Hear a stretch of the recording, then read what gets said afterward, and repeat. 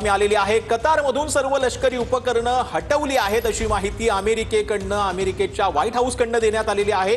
इराणनं रिकाम्या तळावरती जे आहे हवाई तळावरती हल्ला केला असं व्हाईट हाऊसचं म्हणणं आहे। कतारमधून आम्ही सर्व लष्करी जी काही आमची मालमत्ता होती किंवा साहित्य होतं ते हटवण्यात आलेलं होतं। आठवड्याभरापूर्वीच ही संपूर्ण लष्करी उपकरणं जी आहेत ती हटवण्यात आलेली होती असा दावा अमेरिकेकडून करण्यात आलेला आहे। जो काही इराणनं हल्ला केलाय तो रिकाम्या एअरबेसवरती हल्ला केलाय असं अमेरिकेचं म्हणणं आहे।